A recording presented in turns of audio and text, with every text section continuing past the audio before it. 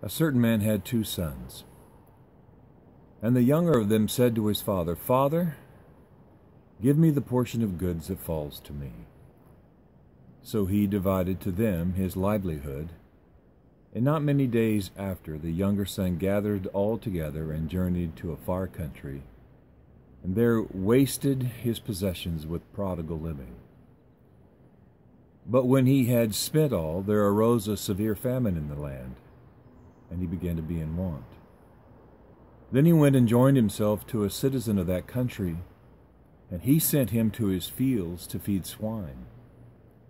And he would have gladly filled his stomach with the pods that the swine ate, and no one gave him anything.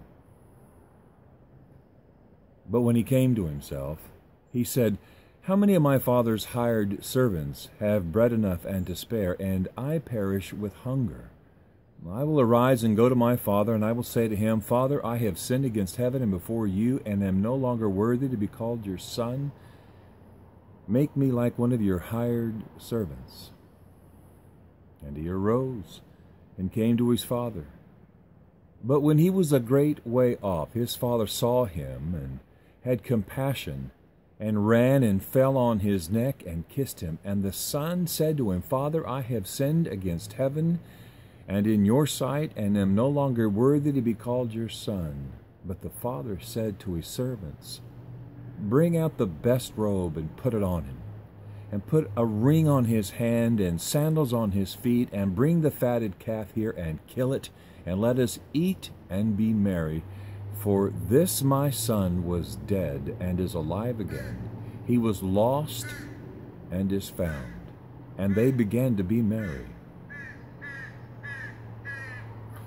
Now his older son was in the field, and as he came near to the house, he heard music and dancing. And so he called one of the servants and asked what these things meant.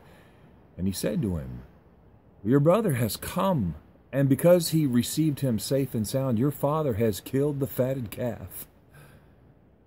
But he was angry, and he would not go in. Therefore his father came out and pleaded with him.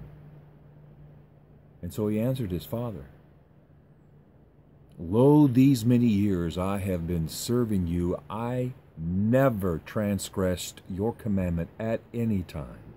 And yet you never gave me a young goat that I might make merry with my friends. But as soon as this son of yours came, who hath devoured your livelihood with harlots, you killed the fatted calf for him." And he said to him, "Son, you are always with me, and all that I have is yours. It was right that we should make merry and be glad.